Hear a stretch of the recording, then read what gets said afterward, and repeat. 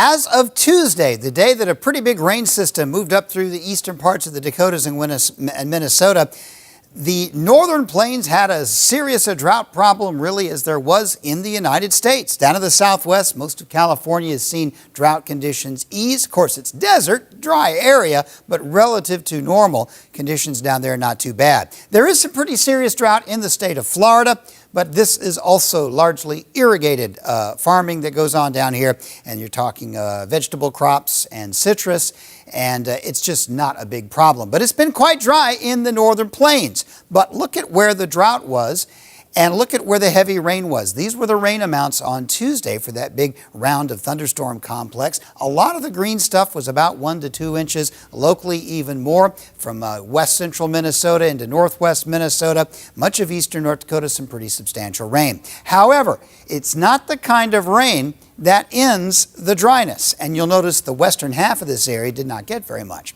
So we're still actually pretty dry in the northern plains, and that's just not quite going away yet. We still need it to rain pretty regularly over the next few weeks as we get into the hotter parts of summer.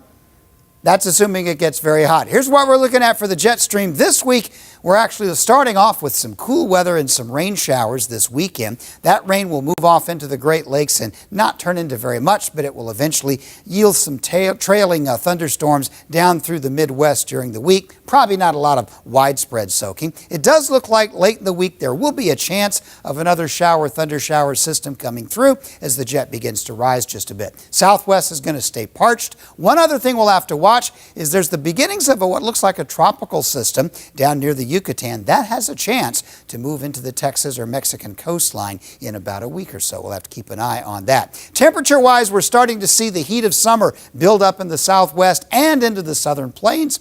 Of course, it's not really an agricultural season except for a cotton crop down in Texas, but it will be quite hot across the southern part of the country. And with the jet stream in this pattern, the difference between very cool and very warm will be significant. I think most of the northern plains, for the most part, will be on the mild side, but we may see the southern parts of South Dakota, get into a couple of warm days. The second week, which will be the last week of July, I do look for there to be a split forming in the jet out along the western part of North America, which won't yield a lot of rainfall and won't change the temperature pattern very much, but it will bring up at least a possibility of a few showers for that last week of June. So summation, here's what we're talking about. Heat wave, southern plains and southwestern U.S., that's typical late June. Mild weather for the most part here in the northern plains. Not a lot of heat, which is pretty good news because we are still somewhat dry despite last Tuesday's northern plains rain.